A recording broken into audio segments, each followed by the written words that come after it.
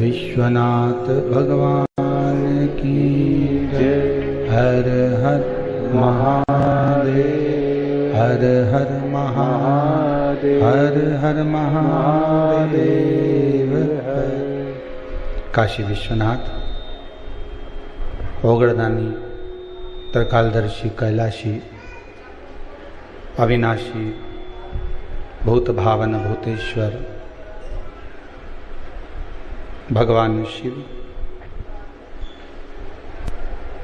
जिनकी पुनित पावन शिव महापुराण की कथा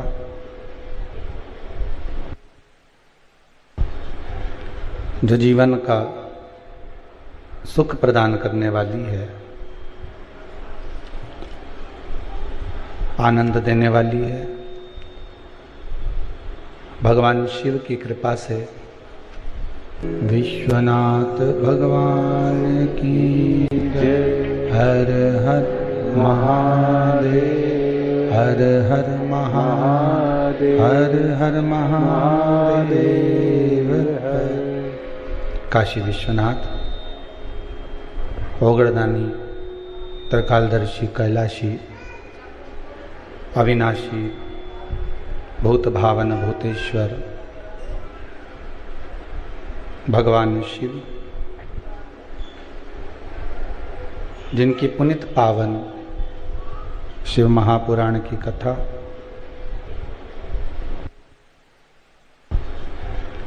जो जीवन का सुख प्रदान करने वाली है, आनंद देने वाली है, भगवान शिव की कृपा से करुणा सागर त्रिकालदर्शी देवाधिदेव महादेव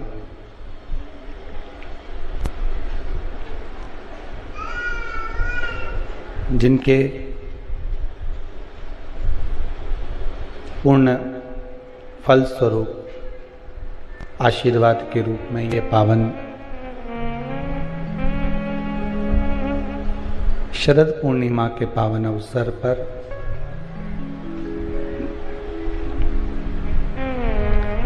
12 महीने में पड़ने वाली पुनित पावन पूर्णिमा शिव महापुराण की कथा को श्रवण करने का सौभाग्य प्राप्त हुआ है। बाबा करुणा सागर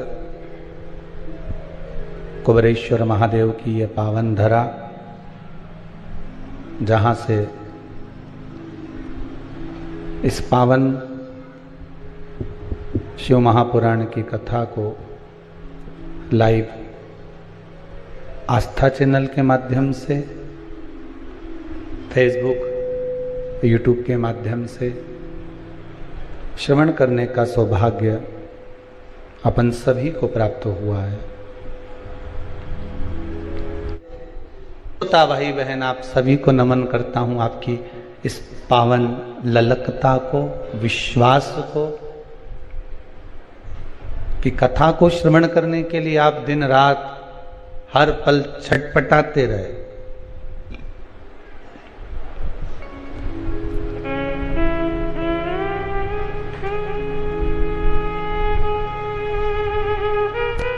भगवान की पावन कथा सुनने के लिए एक बात पहले भी कही, आज फिर कहते हैं। कोयले की कोठरी में जाओगे तो कोयले का कालोच शरीर पर जरूर लगेगी। कोई भी चले जाए, साधारण से साधारण व्यक्ति भी अगर कोयले की कोठरी में जाएगा, कोयले की उस कार में जाएगा, कोठरी में जाएगा, तो उसको कोयले की कालोच लगेगी ही। उसी तरह आपका मन कोयले की कोठरी में जाने का ना करे तो भी चले गए तो कालोच लगी कि नहीं लगी? बोलो तो लगी ना, जाओगे तो लगेगी। आपका मन नहीं था कोठरी में जाने का, फिर भी चले गए तो कालोच लग गई है। कोयले की कोठरी में कालोच लगेगी ही। उसी तरह शिव महापुराण की कथा में अगर आप पहुंच गए तो भक्ति शंकर की लगेगी ही, ये पक्का है। शिव भक्ति जरूर है।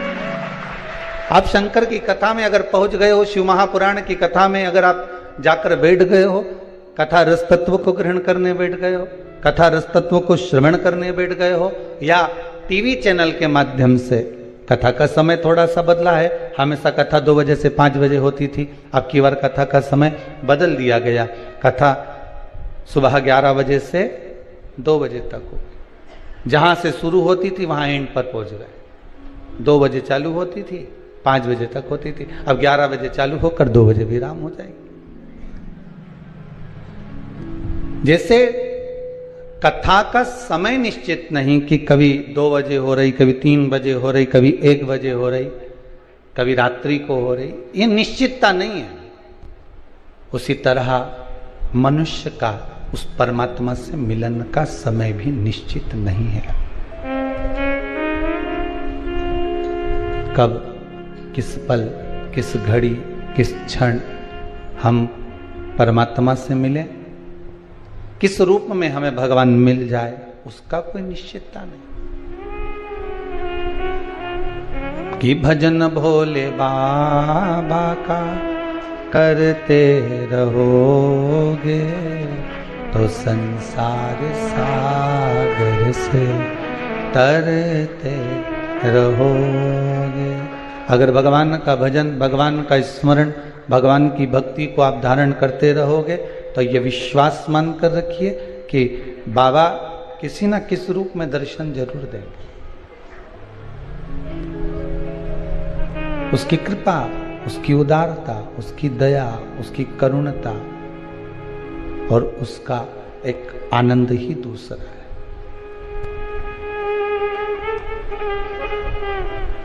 पूर्णिमा शिव महापुराण की कथा है।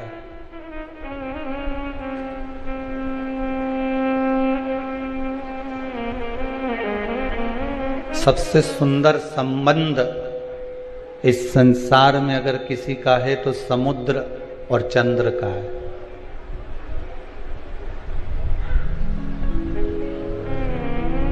दुनिया का सबसे सुंदर संबंध है चंद्र और समुद्र का। चंद्रमा घटता है तो समुद्र की लहरें भी घटती है, ज्वार और भाटा।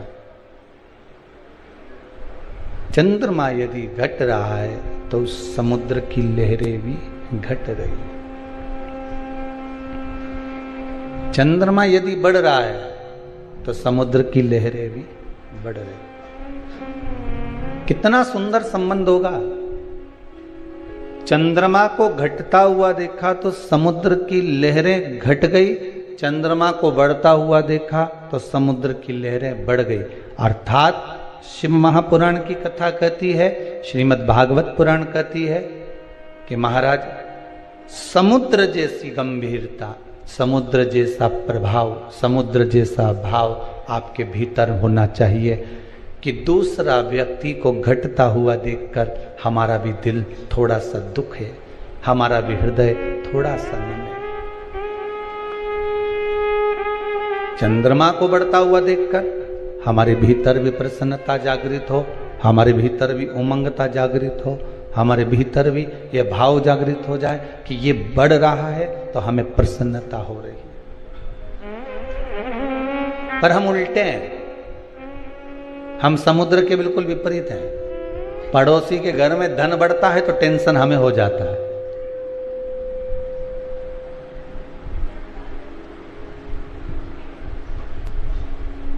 चार देवरानी जेठानी है। एक जेठानी के घर में लड़की हो गई, एक जेठानी के घर में छोरा हो गया। हमें प्रसन्न होना चाहिए। अगर बेटी हो गई तो अधिक प्रसन्न होइए और बेटा हो गया तो थोड़ा कम प्रसन्न होइए।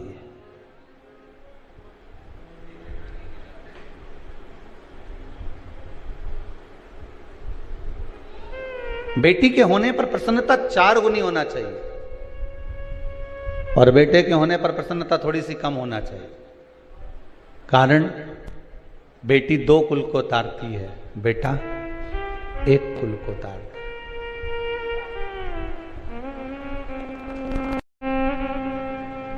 अब जो 2 कुल को तार रही है तो उसकी प्रसन्नता तो अधिक होना ही चाहिए, उसमें प्रसन्नता का भाव तो आना ही चाहिए, उसमें प्रसन्नता का आनंद तो होना ही चाहिए।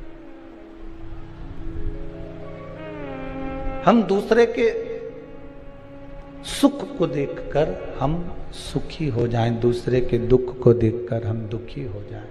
ये समुद्र और चंद्र का जो भाव कहा गया है वो एक आनंद देने वाला। केवल एक समुद्र और चंद्र का संबंध नहीं, मेरे देव अधिदेव महादेव और चंद्र जो उनके मस्तक पर विराजमान है उसका भी संबंध प्रबल है। ये जितनी पूर्णिमा के व्रत हैं, जितने 12 महीने जो पूर्णिमा पड़ती है, पूनम पड़ती है, ये भले दुनिया के लोग कहते हैं कि ये भगवान राधा और कृष्ण से संबंध रखते हैं, सीता राम जी से संबंध रखते हैं, राम और कृष्ण से संबंध रखते हैं, पर इनका यदि सही संबंध समझा जाए, इनके सही संबंध का यदि स्मरण करा जाए, इनके सही संबंधों का यदि वर्णन किया जाए, तो शिव और चंद्रमा के जो मिलन का केंद्र बिंदु है वही पूर्णिमा है। आगे अपन 12 महीने की जो पूर्णिमा की कथा है उसको श्रवण करेंगे।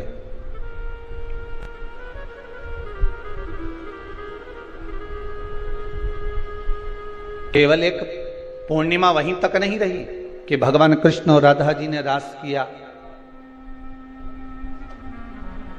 भगवान कृष्ण और राधा जी रास कर रहे हैं, केवल पूर्णिमा वहीं तक सीमित नहीं रही।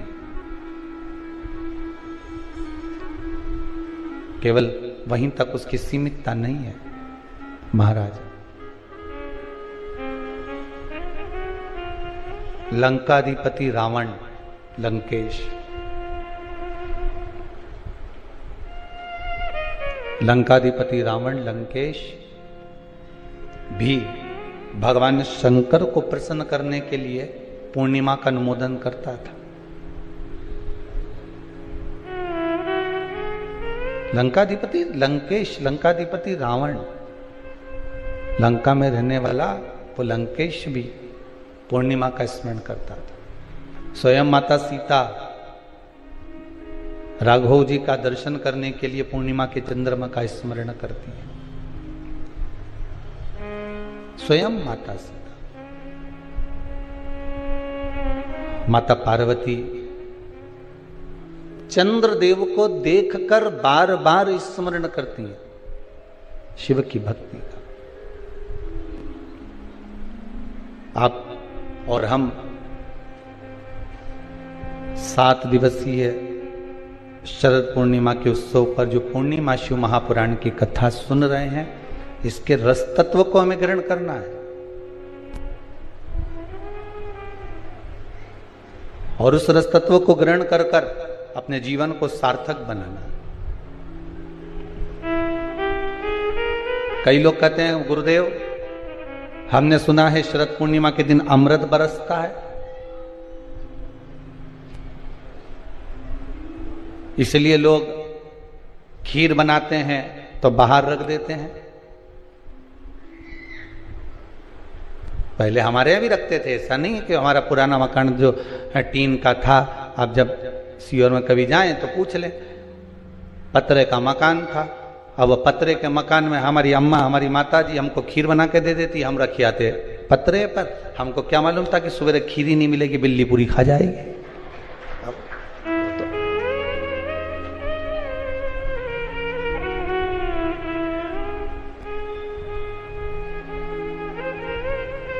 अब पहले ऐसा महसूस होता था कि हो सकता पड़ोसी पतरे पे से कूद कर आ गए हो, पर वो तो बाद में मालूम पड़ा कि बिलैया खा गई है। अमृत बरस रहा। तो शिव महापुराण की कथा कहती है केवल एक अमृत की बूंद है क्या? तो कहा शरद पूर्णिमा के दिन जो आप, हम, संपूर्ण विश्व के लोग, संसार के लोग जो भगवान का भजन करते हैं, रात्रि के समय पर जो भगवान का स्मरण करते हैं, भजन करते हैं, कीर्तन करते हैं, मंत्र जाप करते हैं, नाम जाप करते हैं, यही तो वो अमृत है, यही वो अमृत है। और कोई अमृत दूसरा है ही नहीं, और कोई दूसरा अमृत है ही नहीं।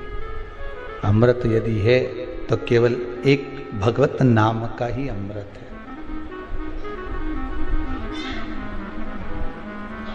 इसलिए शायद लोगों ने कहा ना, अमृत है हरि नाम प्रभु का,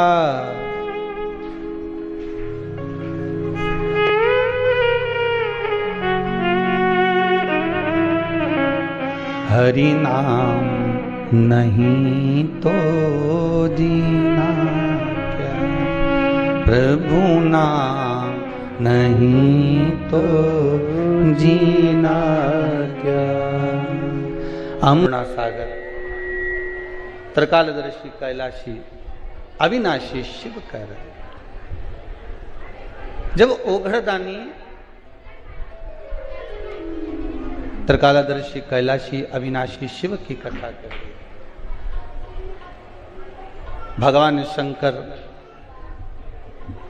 और चंद्रदेव, इन दोनों का भी संबंध बड़ा प्रबल है महाराज, बड़ा प्रबल संबंध। केवल एक समुद्र और चंद्र का ही संबंध नहीं, शिव और चंद्र का भी संबंध प्रबल है।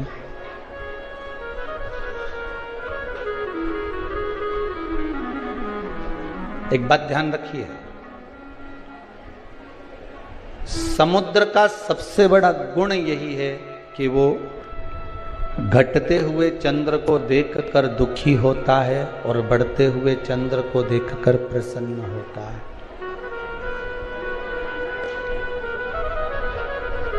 सबसे बड़ी प्रसन्नता ये, जब व्यक्ति के जीवन का अहंकार, अभिमान निकल जाता है, तो ये विश्वास मानिएगा कि आपके भीतर से विष निकल गया। क्या निकल जाना चाहिए? अहंकार।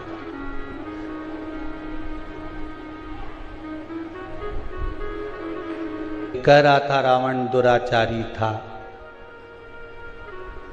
ठीक है, पापी था, ठीक है,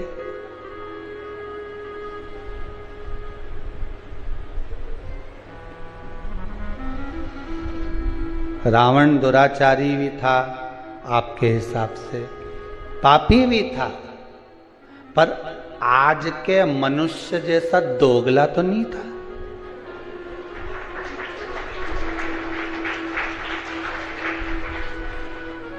वो पापी था अपनी जगह पर, वो दुराचारी था अपनी जगह पर दोगला नहीं था। आज के जमाने में तो मालूम ही नहीं पड़ता, रावण के 10 मुंह थे वो तो दिखते थे। आज के जमाने में व्यक्ति के कितने मुंह है नजर ही नहीं आते, वो दिखते ही।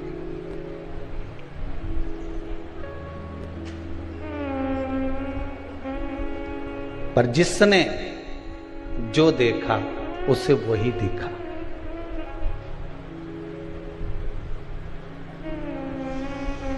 रावण ने माता सीता का तो स्पर्श भी नहीं करा जब तक लंका में मां जानकी रही, पर आज तक भी अगर पुतला जलता है तो वो रावण का ही जलता है। पुतला सही मायने में जलना था तो दुर्योधन और दुशासन का जलना था, जिसने तो चीर खींच दिया था।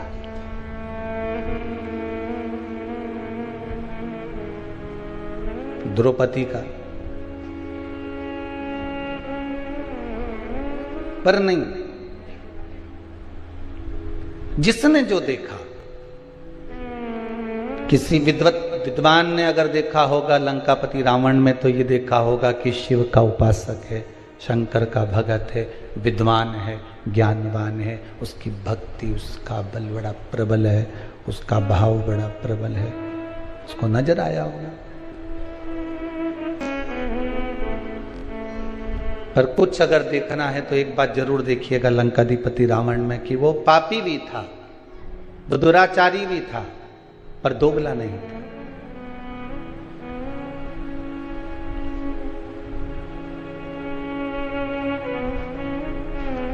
जो किया,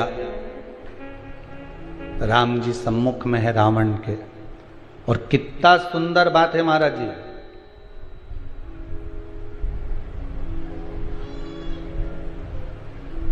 रावण संहिता के अंतर्गत लिखा है, भगवान राम ने रावण के पास में अपने छोटे भाई लक्ष्मण जी को भेजा था जब वो पड़ा हुआ था भूमि पर।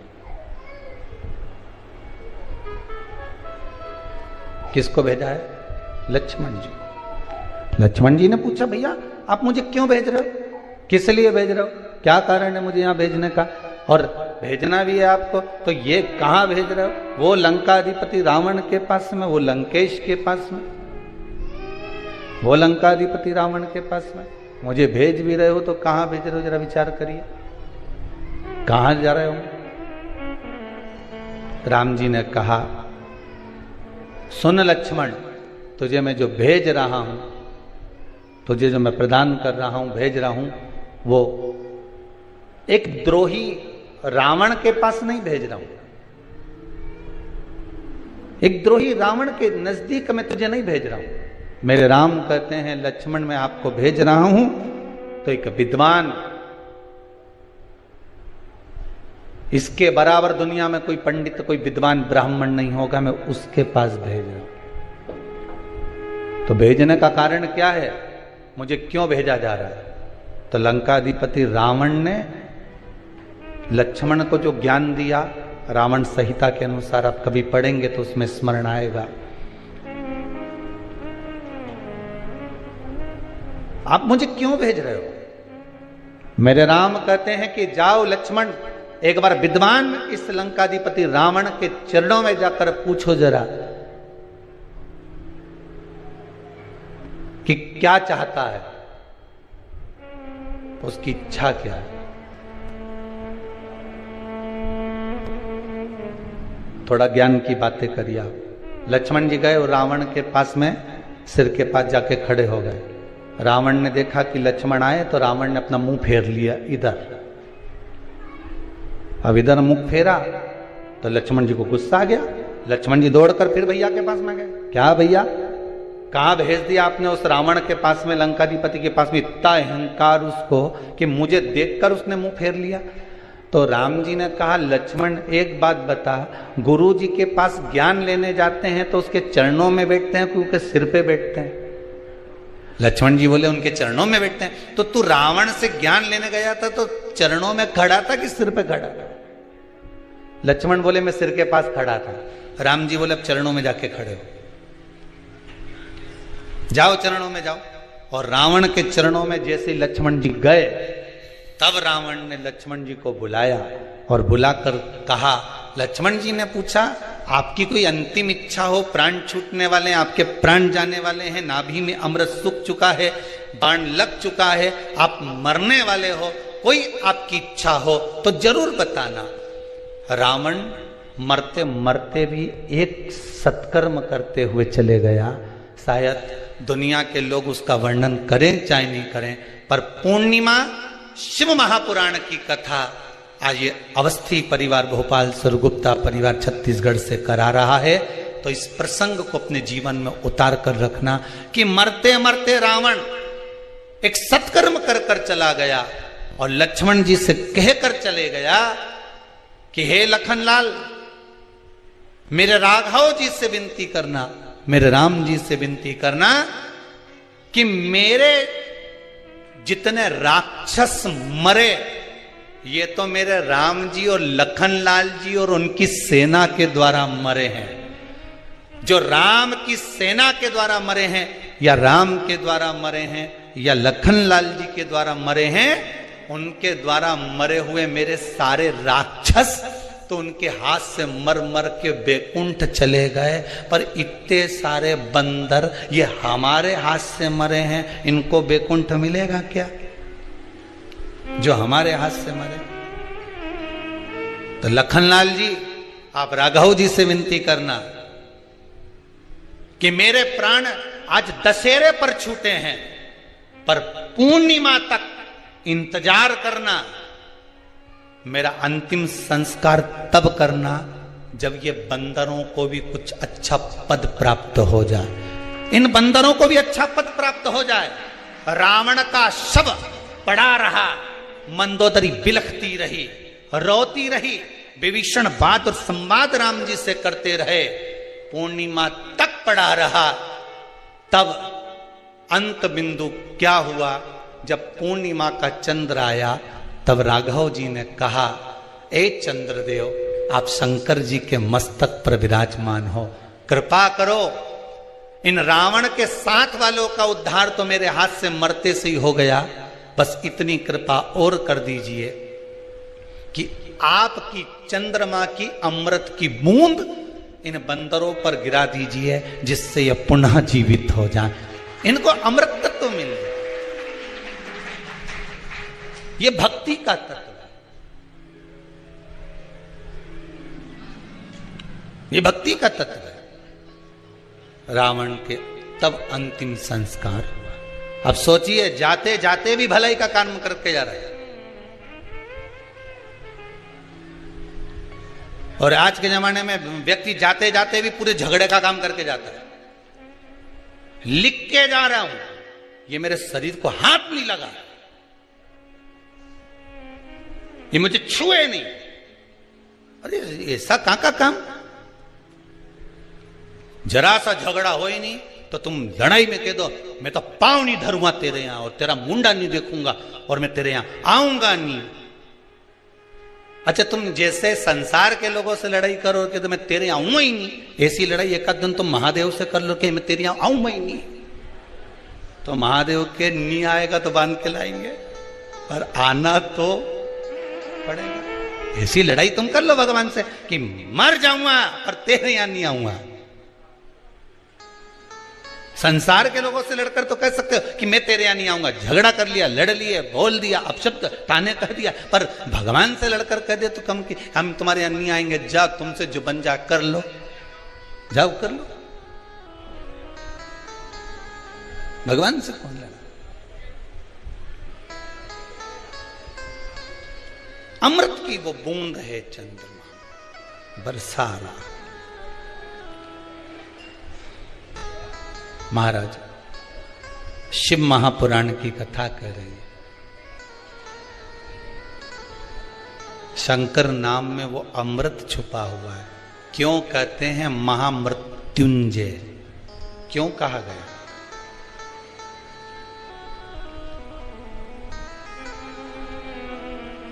हम सार्वजनिक रूप से तो महामृत्युंजय मंत्र नहीं बोलेंगे, पर वायलिन के द्वारा, वाद्ययंत्र के द्वारा आप अपने भीतर से वेद मंत्र का स्मरण, मौन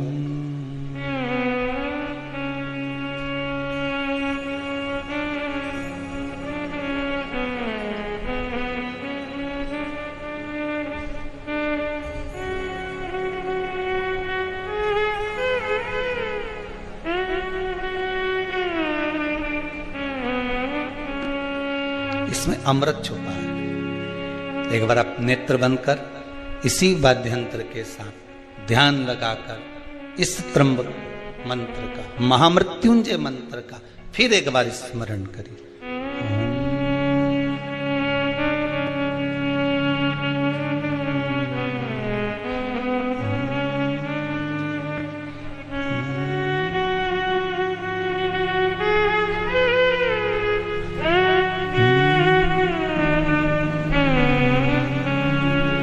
ये वो मंत्र है, शिव का अमृत तत्व इस महामृत्युंजय मंत्र के अंदर छुपा हुआ है। शिव का अमृत मंत्र। अगर किसी का एक्सीडेंट हो जाए, शुगर बीपी बढ़ गया, कोई बड़ा रोग आ गया, तो सबसे पहले आप पंडित देवता को बुलाकर, ब्राह्मण देवता को बुलाकर, अपने नगर के पुरोहित, ब्राह्मण आदि जोगी सन्यासी जो भी है उनके पास में जाकर पूछोगे, गुरुदेव जरा पत्रिका देखिए, पत्रिका देखकर मेरे दादाजी का, मेरे पिताजी का, मेरी माताजी का, मेरे भाई का, बंधु का, सखा का, पति का, पत्नी का, बेटे का, पुत्र का, जरा देखकर बताओ कि इसका ग्रह क्या चल रहा है। और कह दिया इसके ग्रह तो सब ठीक है, नहीं नहीं गुरुदेव इसको कष्ट बहुत है,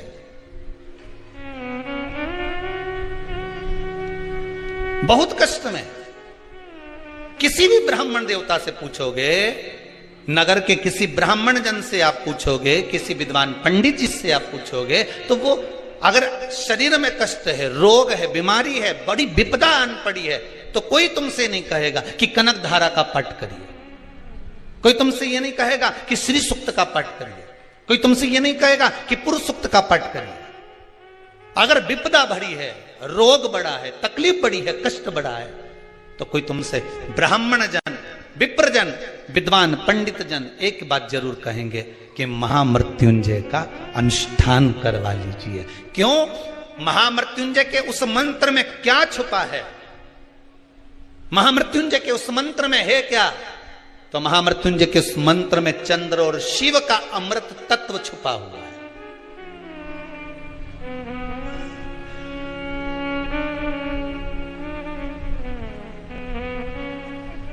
वो अमृत तत्व छुपा है। श्री शिवाय नमस्तुभ्यम, ये शिव महापुराण का मूल मंत्र है। जैसे भागवत जी का मूल मंत्र है ओम नमो भगवते वासुदेवाय, रामचरितमानस का मूल मंत्र है सीताराम श्री राम।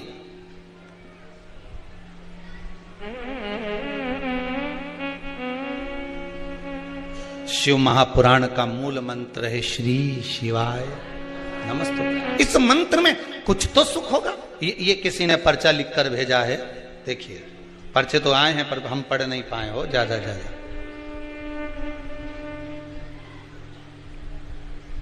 कमल किशोर जी शर्मा, मानसिंह चिकतलाया, इंदौर से आए हुए हैं। कहां बैठे हैं? कहीं बैठे हैं इधर। कमल किशोर जी ने पत्र लिखा है, तो इन्होंने लिखा है मैं इंदौर मध्य प्रदेश से अपने परिवार व मेरी साली साड़ू भाई के साथ कुबेरेश्वर धाम आया हूं। मेरे परिवार के साथ में रुद्राक्ष महोत्सव में मैं भी आया था, रुद्राक्ष प्राप्त किया था। मैंने मेरे पुत्र की नौकरी की कामना करी थी और बाबा ने मेरे बेटे की नौकरी लगा दी है।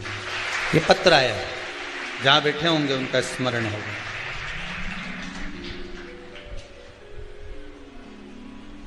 इसी में एक और चीज लिखी है उन्होंने कि मेरे पत्नी को भी कोरोना हो गया था 90%, पर बाबा ने खूब लाज रखी है।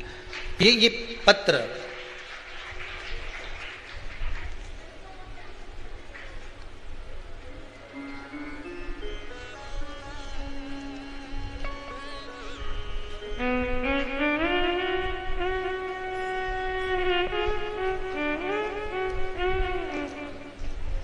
शिव देने वाला, शिव लेने वाला।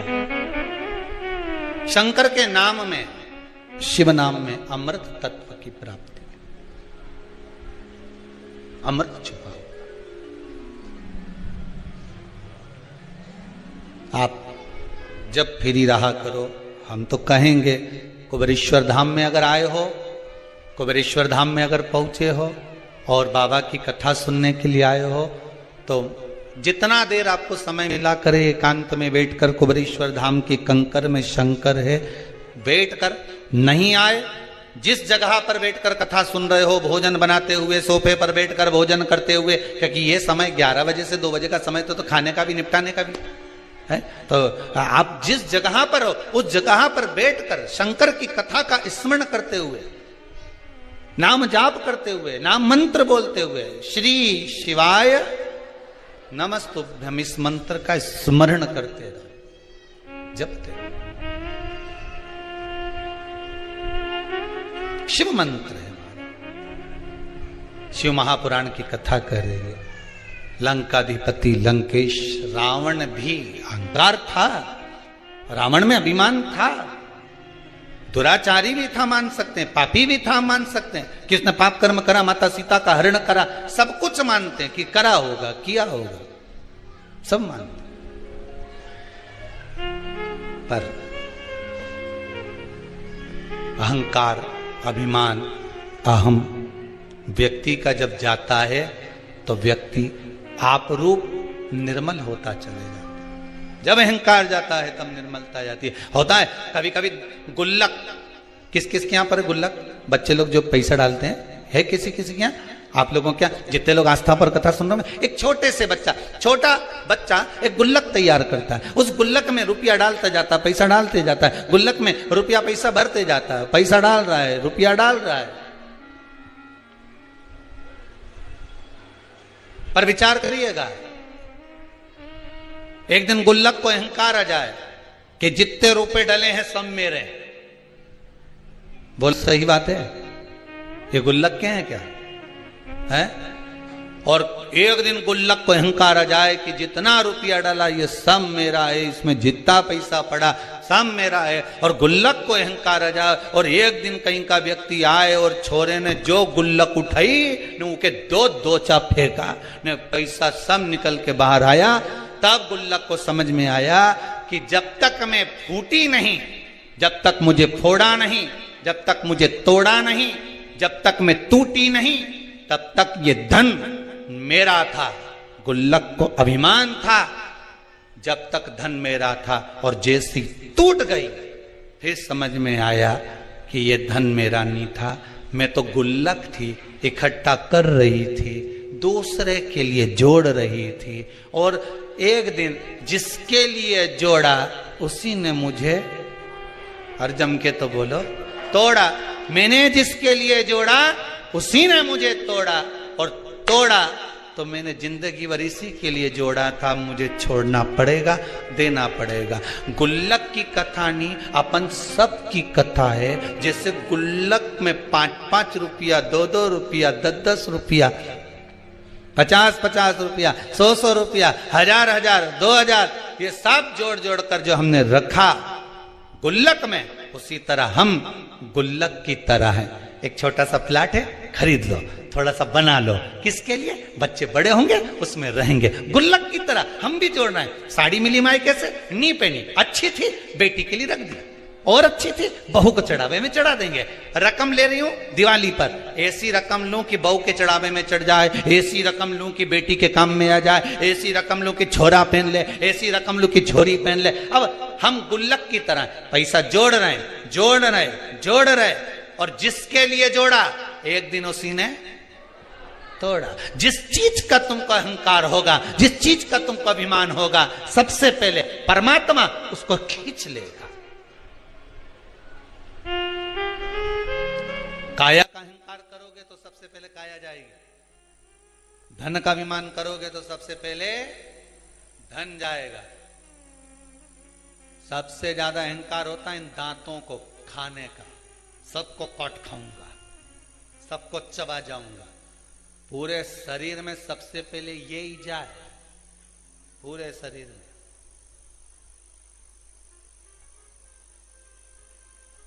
अहंकार जिस चीज का हो वो छुड़ा लिया।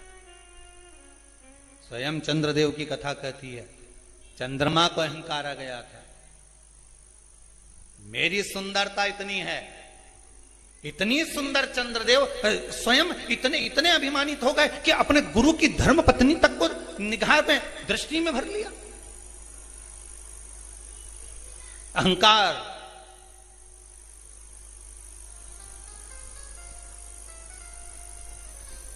अहंकार जब आता है व्यक्ति समझ नहीं पाता है। जब अहंकार आ गया वो समझा नहीं। वाणी भी कर्कश हो गई।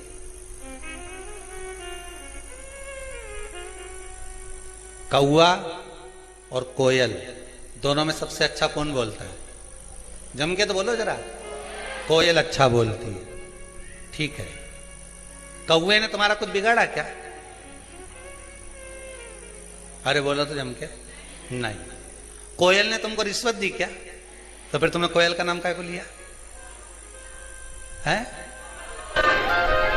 कोयल ने ना तो तुमको रिश्वत दी, कोयल ने ना तुमको कुछ एक केरी तोड़ के दी, कोयल ने ना तुमको कभी लड्डू लाके दिया, और तुमसे पूछा कि कौवा और कोयल में जोरदार कौन बोले, तो तुम तुरंत बोल दिए, जितने आस्था चैनल पे कथा सुन रहा है तुरंत बोले कोयल अच्छा बोलती है। तो कौवे ने तुम्हारा क्या बिगाड़ा था रे? वो तो बेचारा श्राद्ध में जीमने भी आए, और नहीं आए तो तुम थाली लेके काव काव करता रहा जा।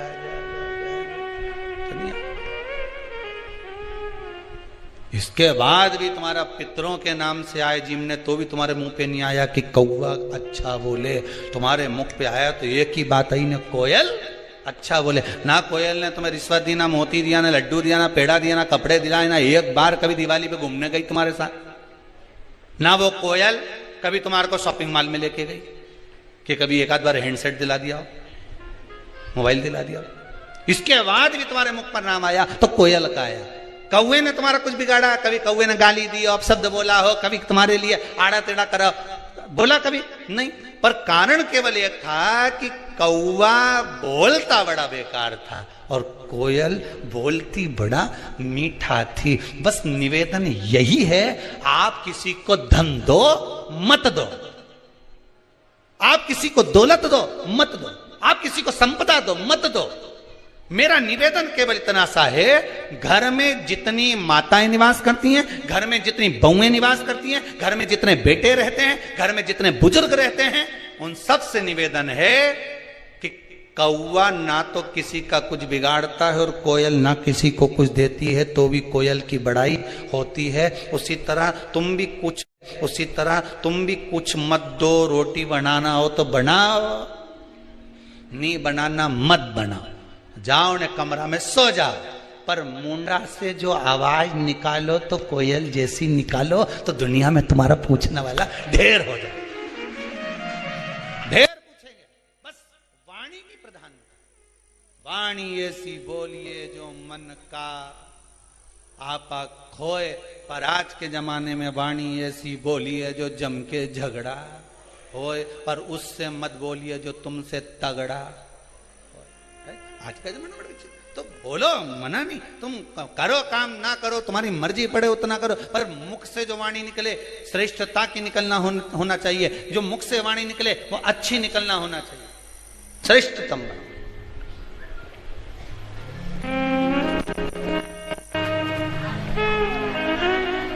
मिठास,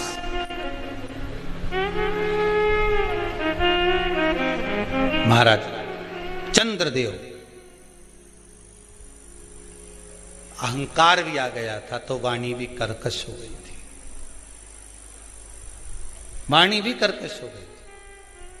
अहंकार आ गया तो वाणी कर्कश हो गई। और कैसी कर्कश हुई कि चंद्रदेव ने कह दिया मुख से कि मेरी जो सुंदरता है वो बड़ी प्रबल। बस इतना कहना था, रोहिणी उनकी ओर आसक्त हो गई, सारी रानियां दुखी हो गई। ससुर को मालूम पड़ा, ससुर ने श्राप दे दिया, चंद्र मैं तुम्हें श्राप, तुम्हारी काया गलने लगे, गिरने लगे, वो काया का रोग तुमको होगा। बस कारण यही शिव महापुराण की कथा कहती है, जिस चीज का तुम्हारे को अहंकार होगा, जिस चीज का तुमको अभिमान होगा, सबसे पहले वही जाए, वही।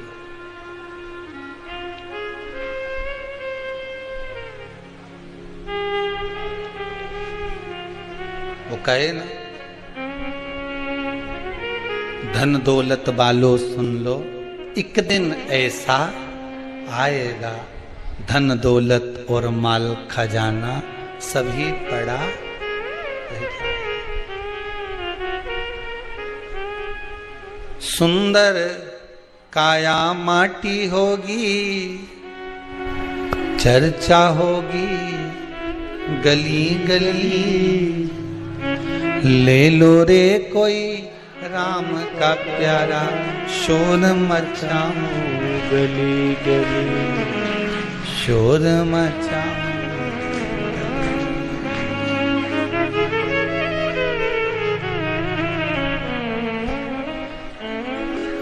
कोठी बंगलों वाली के बिगर नींद नहीं आए, वो शमशान में 3 दिन कैसे रहेगा?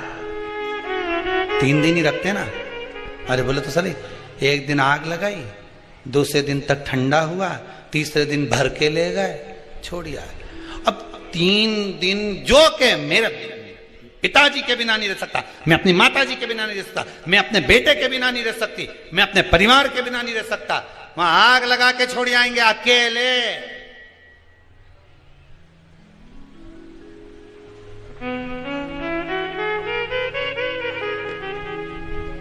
हमारा तो निवेदन है, जो जिसको ज्यादा लगे ना कि मैं बिना एसी के नहीं रह सकता, मैं तो कहीं पे भी जाता हूं तो एसी का कमरा चाहिए, एसी का कमरा, उनसे निवेदन है शमशान में जाने से पहले एक एसी लगवा जाना।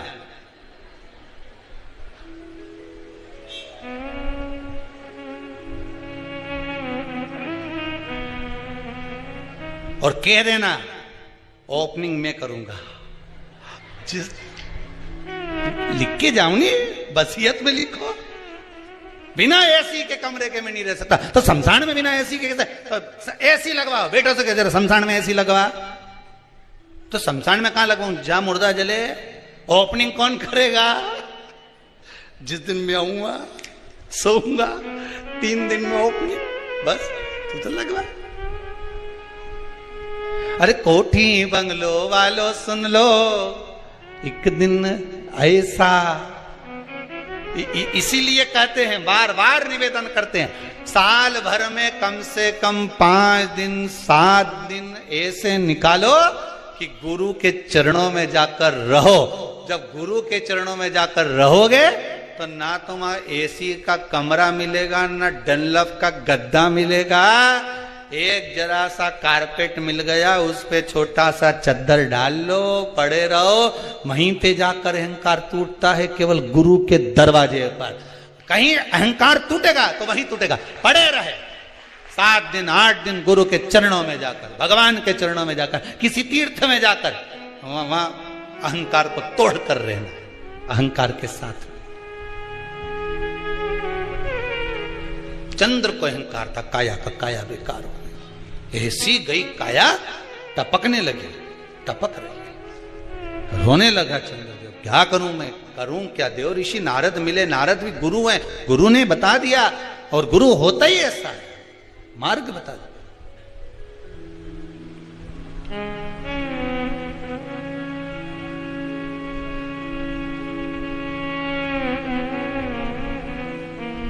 गुरु होता ही ऐसा। एक व्यक्ति कभी भगवान का भजन नहीं करता था, कभी नहीं, जीवन में कभी उसने सत्कर्म नहीं करा, भजन नहीं करा, पाप ही पाप करा। एक दिन उसकी मां ने कहा, क्या बेटा तू दिन भर पाप करता रहता, गलत काम करते रहता है?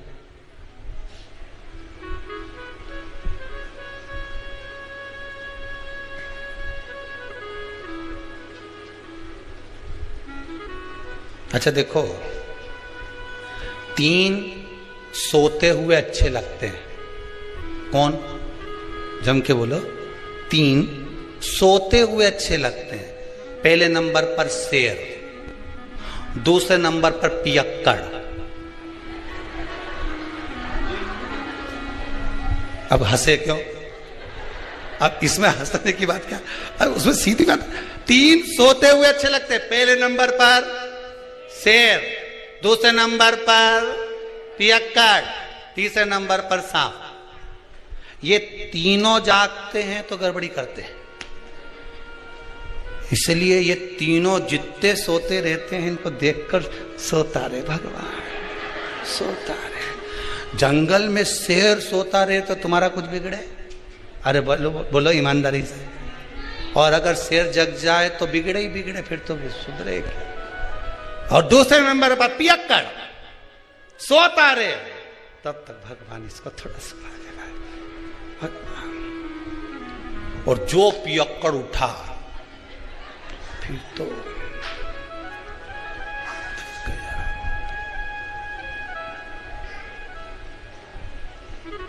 और तीसरे नंबर पर सांप सोता हुआ अच्छा लगता है। कोटर में भरा रहे, एक छिद्र में पड़ा रहे, सोया रहे, अच्छा है। और सांप जब जग जाए तो बिना पुंगी के भी पुंगी बच जाए।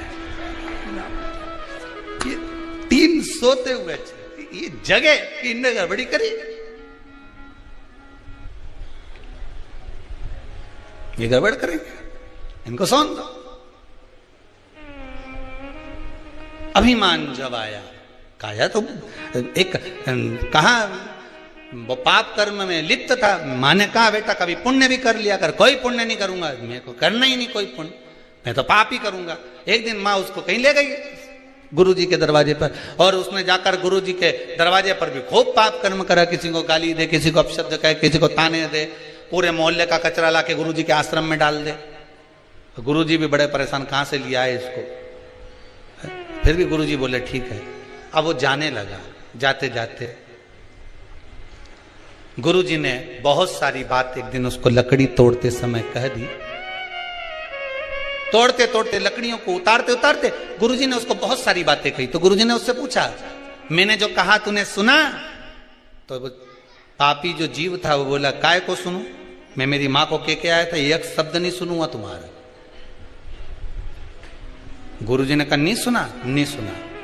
अरे नहीं सुना तो क्या हुआ, परंतु अब तो सुन ले। क्या? कल शाम को 4 बजे तू मर जाए।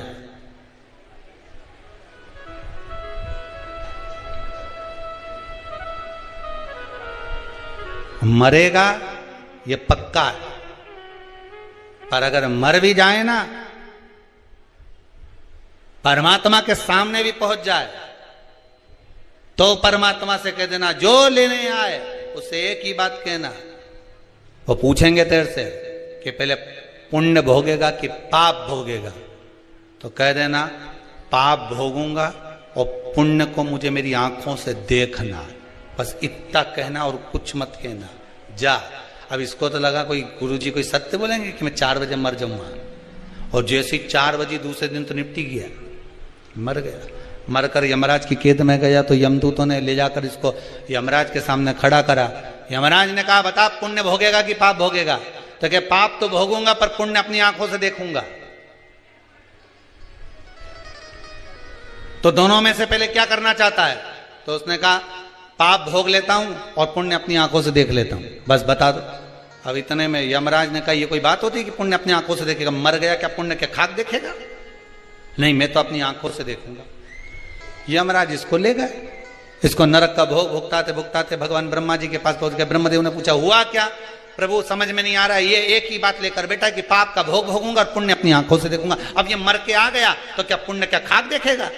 ब्रह्मा जी बोले तुम अपने काम में लग जाओ, मैं सब निपट लूंगा।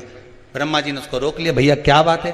उसने कहा बस एक ही बात है, मेरे को पुण्य अपनी आंखों से देखना और पाप भोगना है। तो ब्रह्मा जी ने कहा तुमने पाप भोग लिया ना? हाँ भोग लिया, अब पुण्य दिखा दो। तो ब्रह्मा जी ने कहा भैया पुण्य केवल इतना सा है कि मरने से पहले तूने गुरु की एक बात मान ली और यहां आकर उस बात को कह दिया कि पाप भोगूंगा और पुण्य अपनी आंखों से देखूंगा। तूने गुरु की मात्र एक बात मानी, इसलिए तुझे मैं ब्रह्मा का साक्षात दर्शन हो गया। एक बात अगर तूने आज गुरु की मानी है तो ब्रह्मा का दर्शन हुआ है। ये शिव महापुराण की कथा वेद व्यास जी महाराज 24,000 श्लोक को शिव महापुराण के इन संवादों को, इन श्लोकों को, इस शिव महापुराण को, भागवत आदि पुराणों को अगर वेद व्यास जी ने लिखा है और किसी ब्राह्मण के मुख से आप श्रवण कर रहे हैं, एक संवाद, एक शब्द भी अगर आपने अपनी जिंदगी में उतार लिया तो यह पक्का है कि पुण्य तुम्हारे सम्मुख में आकर खड़ा हो जाएगा और परमात्मा का, मेरे शिव का एक ना एक दिन दर्शन जरूर हो जाएगा। यह पक्का है। आप मानो, उसका स्मरण करो। पर हम सोए हुए हैं, अहंकार हम खोए। महल अटारी वालों सुन लो, एक दिन ऐसा आएगा, धन दौलत और माल खजाना यहीं पड़ा रह जाएगा। सुंदर काया माटी होगी। कितना जोरदार था, कितना बढ़िया। सुंदर काया माटी होगी, चर्चा होगी गली गली। ले लो रे कोई राम का प्यारा, शोर मचाओ गली गली, शोर मचाओ गली गली। ये जानने वाले देव ऋषि नारद मिले, सम्मुख में प्राप्त हुए। चंद्रदेव ने हाथ जोड़कर पूछ लिया, बताइए प्रभु नाथ, ये काया जो गिर रही है, काया जो नष्ट हो रही है, इसका कोई उपाय हो तो अवश्य बताइए। कोई उपाय?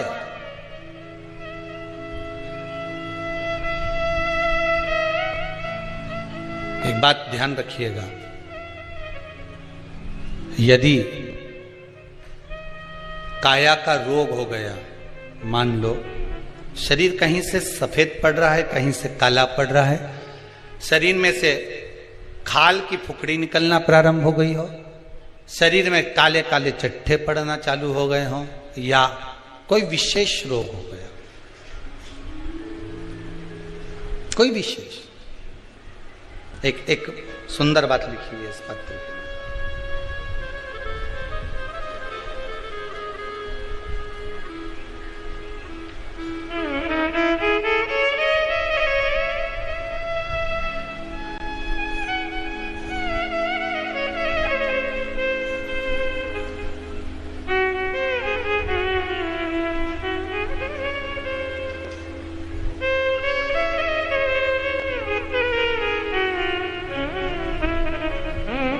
इसी पत्र में लिखा है,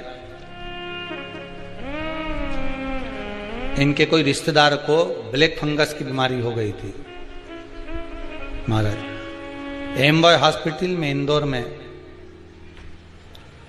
दिखाने के बाद भर्ती करा गया।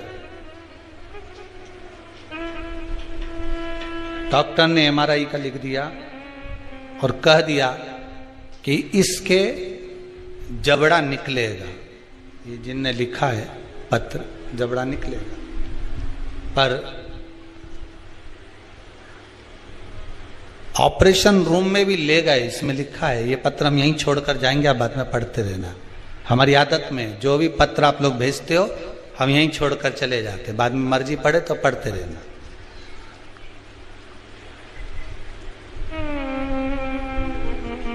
डॉक्टर ऑपरेशन रूम में ले गए और ले जाने के बाद बाहर जो बैठे थे उन्होंने श्री शिवाय नमस्तुभ्यम का जाप करना प्रारंभ करा, शिव पुराण पर विश्वास रखा। डॉक्टर बाहर आकर बोलता है कि जो पस भरा था हमने वो निकाल दिया, जबड़ा निकालने की जरूरत नहीं है और श्रेष्ठ है। यही शिव है,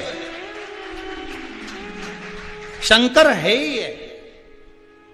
अकाल मृत्यु वो मरे जो काम करे चंडाल का, काल उसका क्या बिगाड़े जो भक्त हो महाकाल का। शरीर में रोग है, बीमारी है, काया बेकार हो रही है, तो सीधी सीधी बात शिव महापुराण की कथा कहती है। सुंदर आनंद में श्रवण कर कर आप अपने जीवन को, ये पूर्णिमा शिव महापुराण की कथा कहती है, शरद पूर्णिमा आ रही है। कुछ नहीं करना, पीपल का एक पत्ता, उस पत्ते पर थोड़ा सा चावल, थोड़ा सा चावल, पूर्णिमा की रात्रि को अपने हाथ में लेकर अपने नयनों से लगाकर शरीर पर से स्वयं उतारकर उसको दरवाजे के पास रख दीजिए। पूर्णिमा की रात्रि को पूर्ण होने पर उस चावल को दूसरे दिन सूंघ कर बहते हुए पानी में डाल दीजिए। महाराज कितने भी रोग से ग्रसित हो गए, पीपल का एक पत्ता 52,000 ब्राह्मण की साक्षी कराता है। महाराज बहुत ध्यान देना, पीपल के वृक्ष में स्वयं नारायण का, मेरे कृष्ण का वास है। स्वयं भगवान गीता के अंतर्गत कहते हैं कि मैं पीपल का वृक्ष हूं। नारायण उसी में बस। 52,000 ब्राह्मणों का वासा एक पीपल के पत्ते में होता है। और आपको पहले भी कथा में कहा, गाय, ब्राह्मण, बहन, बेटी, ये सब काल का हरण करने वाले हो, काल को हरने वाले हो रो को मिटाइए। शिव का स्मरण करो। पूर्णिमा के दिन चावल का एक आखा दाना जानते हो? पूरा, खंडित चावल नहीं। कितना चावल? एक दाना चावल का शंकर भगवान के शिवलिंग पर समर्पित करिए। एक बेलपत्र जिसका डंडी का मुख अपनी ओर हो, जहां से चावल चढ़ाया है, उस चावल के ऊपर अपनी कामना कर कर रख दीजिए और चंद्रमौली भगवान का स्मरण करिए। कौन से भगवान? शंकर भगवान का सर्वश्रेष्ठ सुंदर नाम है चंद्रमौली। चंद्रमौली भगवान का स्मरण करिए। अपनी कामना कर कर बेलपत्र समर्पित कर कर शिव जी पर एक लोटा पानी, एक जल पात्र समर्पित करो, कलश से जल चढ़ा दीजिए। नैनों में वो जल लगाकर अपनी कामना कर कर वापिस घर को आइए। अगली शरद पूर्णिमा आएगी, जो कामना करी है मेरा चंद्रमौली भोलेनाथ उसे पूर्ण कर ही देगा। शिव उपासना के लिए जितनी 12 महीने में पूर्णिमा पड़ती है, एक एक पूर्णिमा का व्याख्यान वर्णन करेंगे। आज तो कथा का महत्तम दिवस है, पहला दिवस है, तो हम उसको महत्व समझें कि पूर्णिमा का महत्व क्या है। हम उसका महत्व समझें कि शंकर और चंद्र का रिश्ता क्या है, संबंध क्या है।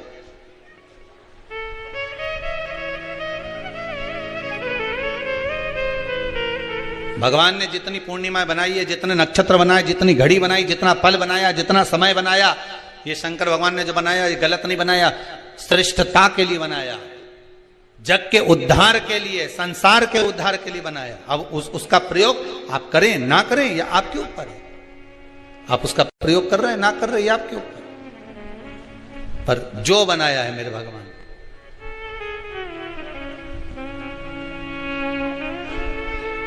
शिव देने चंद्रमा ने देव ऋषि नारद के चरण को पकड़ लिया। नारद जी बोले क्या हो गया? बस मेरा अहंकार था, इतना अहंकार मुझे काया का था कि मुझे काया के अभिमान में मैं अपने गुरु की धर्म पत्नी को भी अपशब्द कह गया, उसको भी मैंने गलत दृष्टि से देख लिया। जब व्यक्ति को धन का अभिमान आता है, अहंकार काया का हो, धन का हो, वैभव का हो, सत्ता का हो, जिस चीज का व्यक्ति अभिमान करता है उसमें सब कुछ भूल जाता है कि ये मेरी माता है, कि ये मेरे पिता है, ये मेरे भाई हैं कि मेरे बंधु हैं, कि मेरे सखा हैं।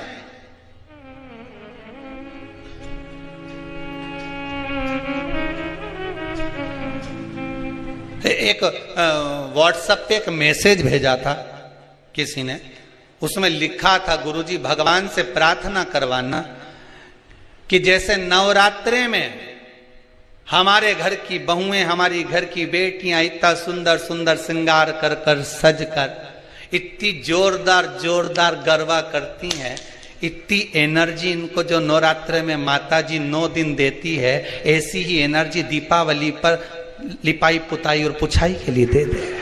ऐसी प्रार्थना कर। नवरात्र में इतनी एनर्जी इनमें आ जाती है कि डंडा ले लेके ये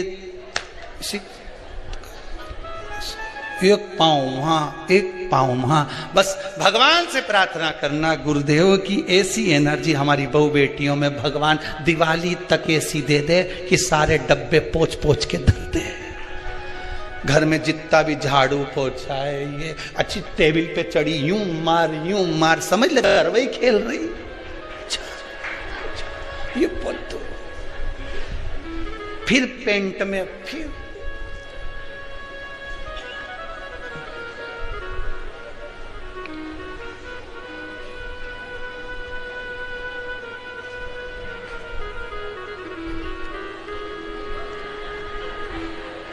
अब वो एनर्जी ना जाने कहां चली जाती है। 9 दिन के बाद अगर सास कह दे कि बेटी उधर से झाड़ू लगाती लगाती लिया और सारे रसोई घर के डब्बों को निकाल के धो के पोंछ ले। उतने में तो 4 दिन से तो मेरी कमर ही दुख रही है, एनर्जी खत्म। वो बल समाप्त। शिव कथा कह रही है अहंकार ना करिए। अहंकार में 3 गए, धन, वैभव और वंश। ना मानो तो देख लो रावण, कौरव, कंस, ये तीनों अहंकार में चले गए। आपका अभिमान, आपका अहंकार आपको परमात्मा से दूर कर देगा, भगवान से। अच्छा एक बात बताइए कि कई लोग कहते हैं कि कई तुम जहां जहां जाते हो ना, ऐसे वो जिनके शरीर में ऐसे ऐसे लोग घूमते हैं और घूमने के बाद कहते हैं कि तेरी कुल देवी तुझसे रूठ गई, कहते हैं ना, तेरे से तेरा ये देवता रूठ गया, वो देवता रूठ गया, परमात्मा रूठ गए। तो आप कैसे पहचानोगे कि भगवान आपसे रूठ गया? आप कैसे जान सकते हो कि भगवान आपसे रूठ गया? हमने देवी जी को धोख नहीं लगाई तो देवी जी नाराज हो गई, हमने पिताजी को धोख नहीं लगाई तो पिताजी नाराज हो गए, हमने वो देवता के ये नहीं करा तो वो नाराज हो गए। आपको कैसे मालूम पड़ेगा कि देवता नाराज होते हैं? देवता नाराज होते हैं। याद रखना, संसार में देवता अगर नाराज होते हैं तो कभी किसी का अहित नहीं करते। बहुत ध्यान देना इस बात पर, कभी अहित नहीं करेंगे देवता अगर नाराज होंगे। देवता नाराज होते हैं तो किसी का भोजन पानी बंद नहीं कर देते। देवता नाराज होते हैं तो किसी का खाना पीना बंद नहीं करवा देते। देवता अगर नाराज हुए हैं और आपको मालूम करना है कि देवता मुझसे नाराज हैं, तो कैसे मालूम करोगे? तो केवल एक काम करिएगा, अगर देवता नाराज होते हैं तो सबसे पहले आपकी पूजन पाठ छुड़वा देते हैं। क्या छुड़वाएंगे? रोज मंदिर जाती है, रोज माला उठाकर जाप करती है, रोज गीता जी का पाठ करती है, रोज दिया लगाने जाती है। 4 दिन, 5 दिन, 6 दिन, 10 दिन अगर आप दिया लगाने नहीं गए, मंदिर नहीं गए, पूजन नहीं करी, तो समझ लेना कि देवता मुझसे नाराज हैं, इसलिए मेरा मुंह नहीं देखना, मुझसे नाराज।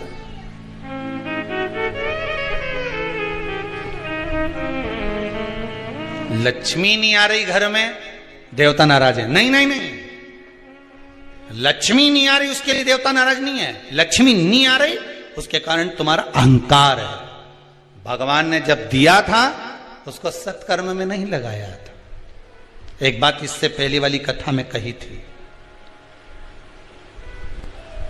शरीर चले और तुम्हारे याद है तुम लोगों को? बस उतना याद कर लो, बहुत है। इतनी बात तुम लोग याद कर लोगे ना तो आने वाले समय में 2-1 साल में तो तुम हम बस इतनी याद कर लो। बस हर कथा में से इतनी निकाल लोगे ना तो थोड़ा तो यहाँ समझ में तो आए, लगे तो सही कि कथा अंदर गई। तो एक बार पहले कथा में, इससे पिछले वाली में की थी, 7 से पहले वाले में, कि तुम्हारे घर में चले और तुम्हारा शरीर चले, तब तक सारा दान पुण्य भजन तीरथ सब कर लो। और क्योंकि तुम्हारी घर में चलेगी तभी तुम दान कर सकोगे, सत्कर्म कर सकोगे, भजन कर सकोगे, शरीर सही होगा तो तीरथ कर सकोगे। अब शरीर ही साथ नहीं दे और घर में तुम्हारी नहीं चले तो कोई तीरथ होए कि दान होए?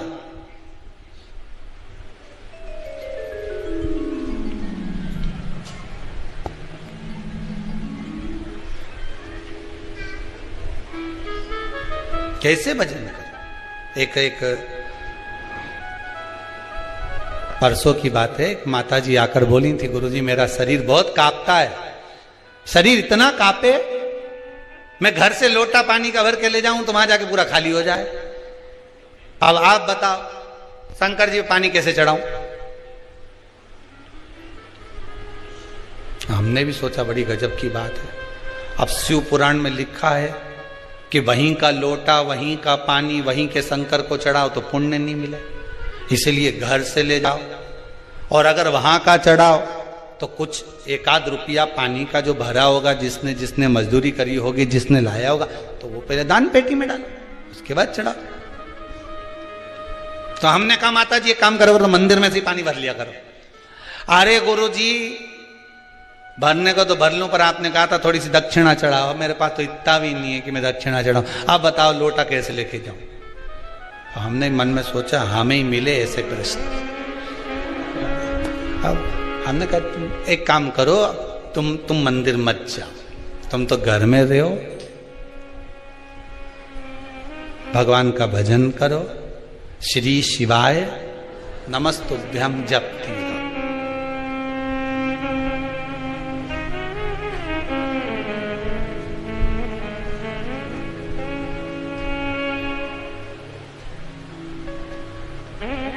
अच्छा, अच्छे अच्छे को देखा, हाथ तो धूजे, पांव भी धूजे, पर ये जीवान कभी नहीं धूजे। नहीं, सोचने वाली बात है, ये खाने में कभी नहीं धूजी। खाने में तो तुरंत कहते देवड़ा में चटनी कम है, लाओ जरा थोड़ी सी रोज नमक मिर्ची और डालो, जो होता है। तो कहा मां घर में रहो, श्री शिवाय जपते रहो। कहा गुरुदेव इससे क्या होगा? हमने कहा बस यही है, घर को अगर तुमने मंदिर बना लिया और घर में ही बैठकर जप लिया, एक दिन स्वयं शंकर जी आकर घर में ही खड़े होकर कह देंगे ले मुझ पर जल चढ़ा दे, शिव खुद आ जाएगा, उसको ढूंढने जाने की जरूरत नहीं पड़ेगी। तेरे मंदिर में आना मेरा काम है और मेरी बिगड़ी बनाना तेरा काम है। तेरे दरवाजे पर मैं आ ही गया, मुझे दर्शन दिखाना तेरा काम। ये वो जाना। आप तो उससे निवेदन करो।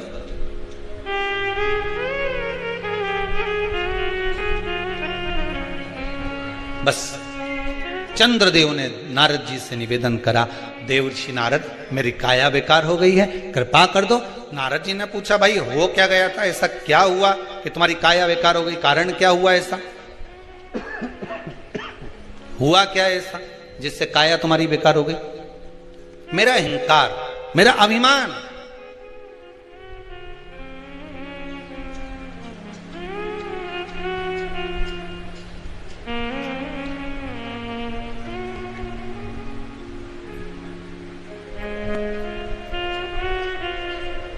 पूरे मोबाइल में तुम्हारे फोटो हैं, तुम्हारे मोबाइल में, कहीं मुस्कुराते हुए, कहीं आंख निकालते हुए, कहीं 2 चोटी का, कहीं 1 चोटी का, कहीं बेंदा का, कहीं नथनी का, कहीं मुस्कुराए, कहीं कुछ करे, कहीं कुछ करे।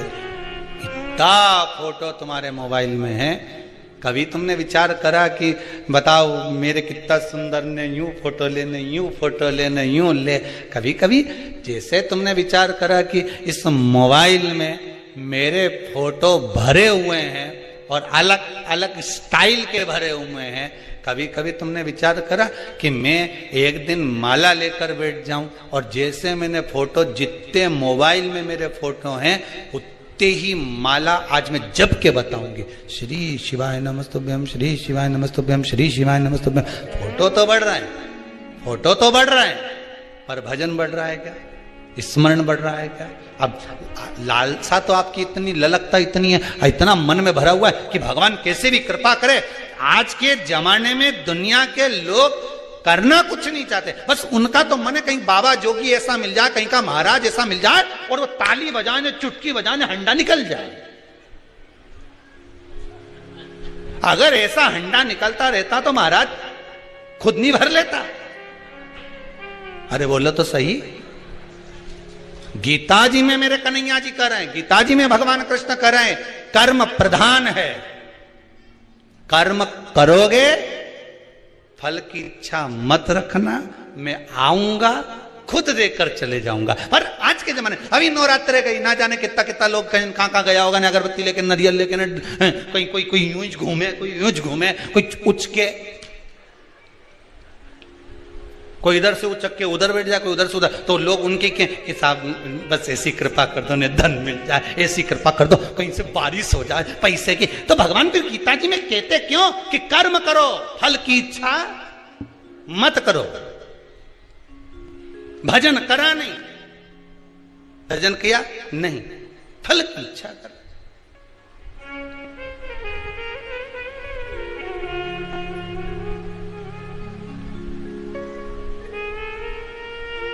कितना विश्वास इस गुप्ता परिवार में, अवस्थी परिवार गुप्ता परिवार कथा करा रहा है। ये गुप्ता परिवार में छत्तीसगढ़ से ये कथा करवाने के लिए आई हैं माता जी और उनके साथ, तो कितना विश्वास होगा इनका। कल ये बता रही थी कि इनके परिवार में किसी को कैंसर हो गया था, ये यही छत्तीसगढ़ वाले। जरा माइक दीजिएगा उनको।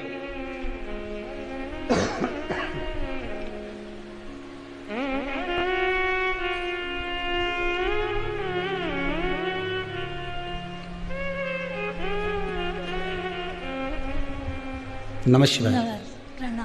ये छत्तीसगढ़ से आई हैं और इनके शरीर की अगर हालत आप देख लेंगे तो यहां से हॉल का गेट तक जाने में कम से कम 10 मिनट लग जाए। शरीर पर पूरे पे बाबा ने बचाया है, वो तो लकवा लगा हुआ है। और इतनी हालत शरीर की, जरा मैं कहूंगा जी जी आप 2 मिनट के लिए खड़े होंगे, पकड़ के खड़ा कर दो उनको।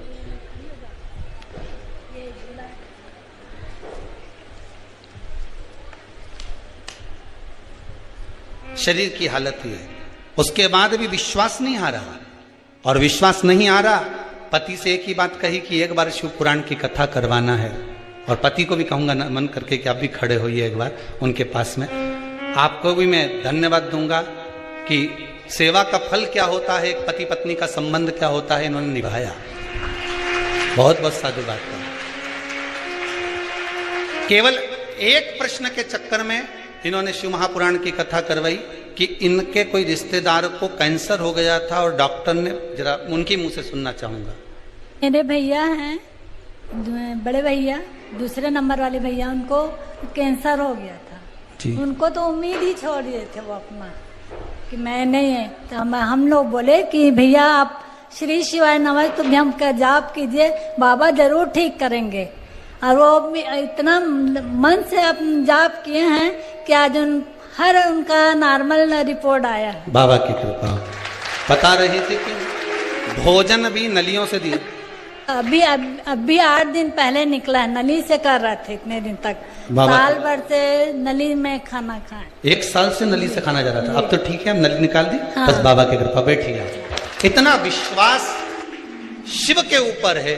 और फिर निवेदन करेंगे, इस कुबेरेश्वर धाम में ना तो कोई भभूत दी जाती है, ना कोई बेल दी जाती है, ना कोई नग दिया जाता है, ना कोई फल दिया जाता है। यहां तो केवल कंकर संकर है।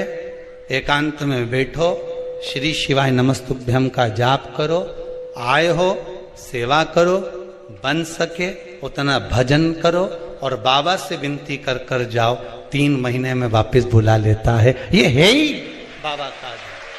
ना बेल, ना भभूति, ना कोई विद्या, कुछ भी नहीं। यहाँ तो एक ही विद्या, श्री शिवाय, श्री शिवाय। बस भजन करो जितना कर सकते हो, उसके सिवा कुछ नहीं। भजन देव लोगों को ये मंत्र जाप।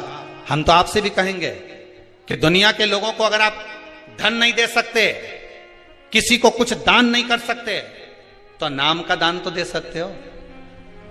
घर के लोगों को सिखा दीजिए कि घर में कम से कम एक बार सब बोलेंगे श्री शिवाय नमस्तुभ्यम। नाम जाप तो सिखा सकते हो, नाम का दान तो दे सकते हो। कितने संकटों को हरने वाला मंत्र। चंद्रदेव को काया का रोग हो गया, काया टपक टपक कर गिरने लगी। रोग देखकर आज नयनों में जल भर गया। देवऋषि नारद से कहा, आप मुझे बचा सकते हो, आप कृपा करिए, आप दया करिए, कोई सतगुरु मिले। सतगुरु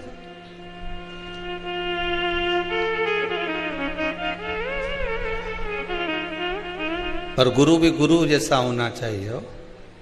नहीं तो आज का जमाना में तो गुरु फिरे बाजार में, हमसे दीक्षा ले, नरक पड़ो चाहे स्वर्ग जाओ, पर लिफाफा हम ही को दे। नहीं तो आज का जमाना में तो गुरु भी इतना हो गया कि जानना मुश्किल है कि असली कौन है नकली कौन, कैसे पहचानो, कैसे जानो,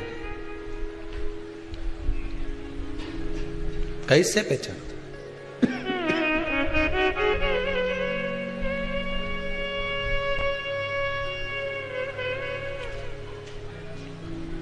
सतगुरु एक रुक्मणी जी के सम्मुख में गुरु आए थे और रुक्मणी जी ने जाकर कह दिया, गुरुदेव मेरे द्वारकानाथ के पास जाकर एक संदेशा दे देना कि ये पत्र में जो लिख कर दे रही हूं ये गुरु जी बस उस द्वारकाधीश के पास पहुंचा दे।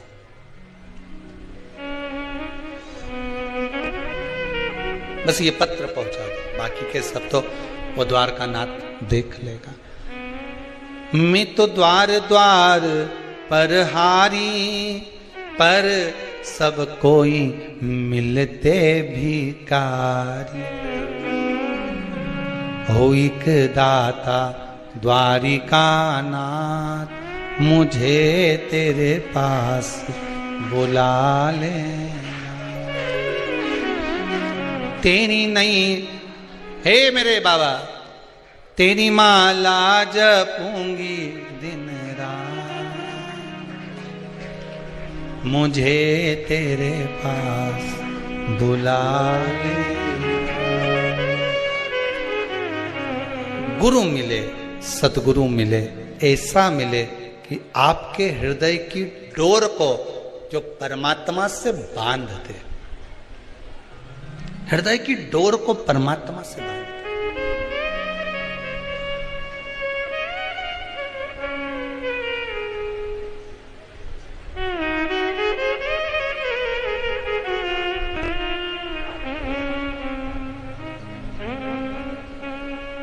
हृदय की डोर, जैसे धन उलझ गया, तुमने तो कोई अच्छा सोचकर किसी को पैसा दिया,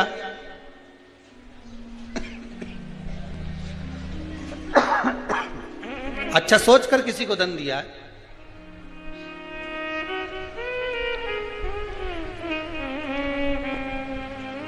और वो धन उलझ गया, नहीं आ रहा, पैसा वापस दे ही नहीं रहा। बेलपत्री के पेड़ के नीचे, बेलपत्री के वृक्ष की दो थोड़ी सी बाहर निकली हुई छाल को देख लो, बेलपत्री के वृक्ष की छाल।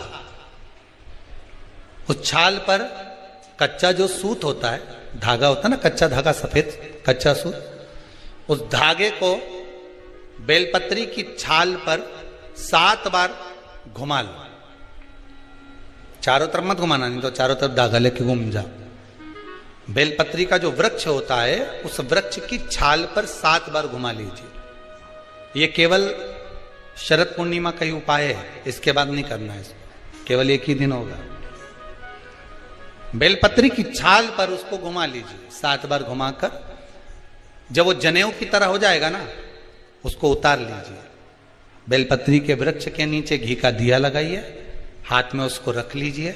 जिस व्यक्ति को तुमने धन दिया और वो उलझ गया, नहीं दे रहा, पैसा पहुंचा नहीं रहा है, उस छाल पर जो धागा आपने लपेटा है, श्री शिवाय नमस्तुभ्यम का स्मरण कर कर बेलपत्री के पेड़ के नीचे कुंदकेश्वर महादेव का नाम लेकर उस धागे को शंकर भगवान को छुआकर महाराज माता पार्वती के चरणों में ले जाकर छोड़ दीजिए। अब विनती कर कर छोड़ दो और निवेदन कर दो, माँ मेरी इतना धन है, इतना पैसा है, विश्वास कर कर मैंने उसको दिया था, वो नहीं दे रहा, माँ से निवेदन करो।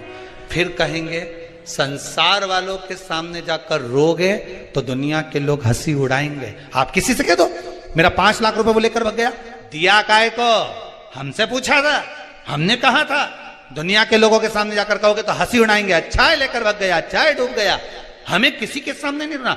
द्रौपदी के 5 पुत्र जब मारे गए तो द्रौपदी किसी के सामने जाकर नहीं रोई। द्रौपदी अगर रोई तो परमात्मा के चरणों में जाकर रोई।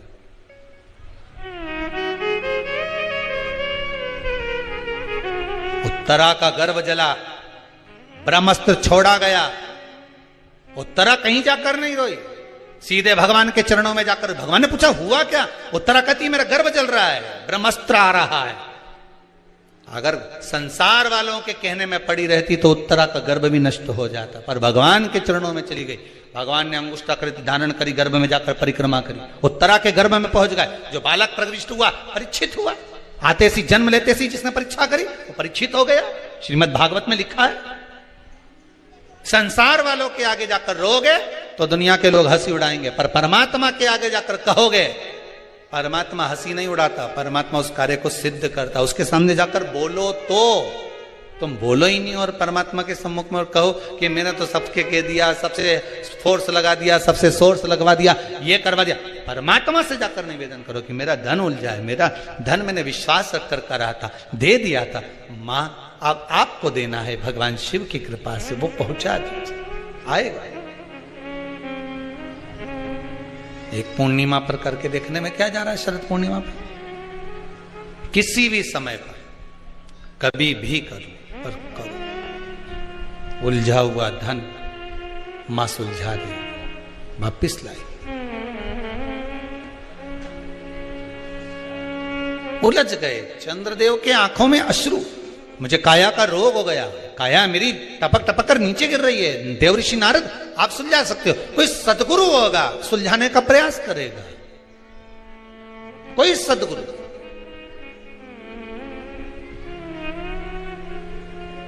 तीन 300 ऋषि राजा परीक्षित को मिले थे रास्ते में जाते जाते। कोई कह रहा था हम यज्ञ करा देंगे, कोई कहता हम ये करवा देंगे, कोई कहता हम ये करवा देंगे।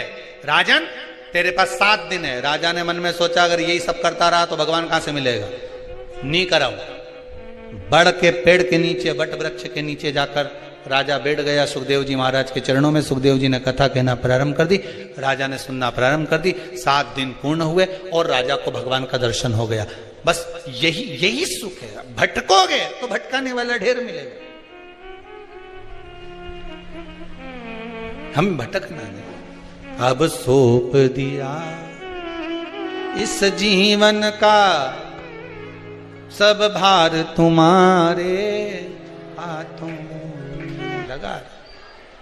नारद जी का अहं, चंद्रदेव का अहंकार, देवऋषि नारद द्वारा शिव की उपासना कराना,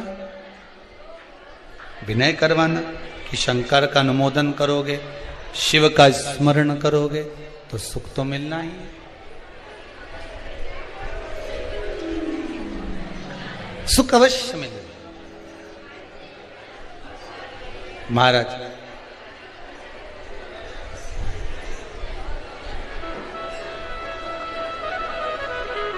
संसार में आए हो, मृत्युलोक में अगर जन्म लिया है तो सुख और दुख ये चलना है। काय के लिए जन्म लिया था? माता के गर्भ से जब हम पैदा हुए थे महाराज, तो माता के गर्भ से जन्म लेने के बाद हमारा एक ही भाव था, ये दोनों मुष्टिकाएं बंद थी, प्रयास किया गया, निवेदन किया गया, हे भगवान हमें माता के गर्भ से बाहर निकाल दे, हम भजन करेंगे। पर भजन में कोई लगा, सब भोजन में लग गए।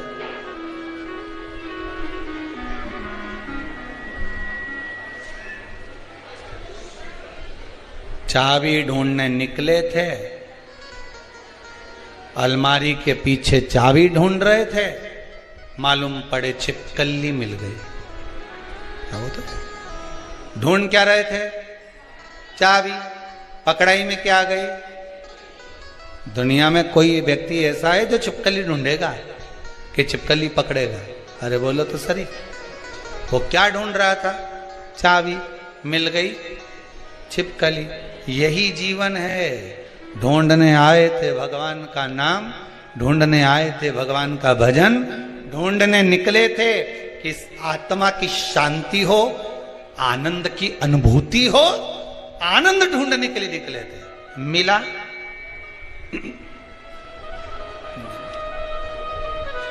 चाबी की जगह क्या हाथ लगी? छिपकली। आनंद की जगह क्या हाथ लगा? दुख।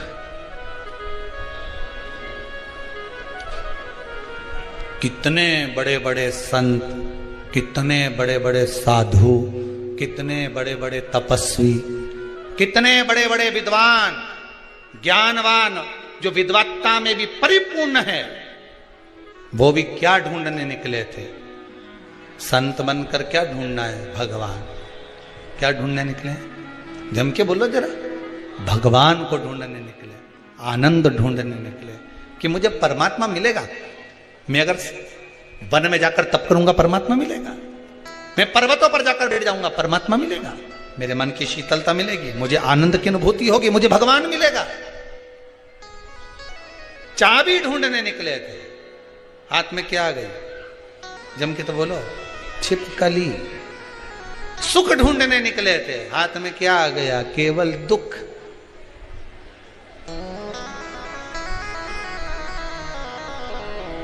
आनंद नहीं मिला, परमात्मा नहीं मिला।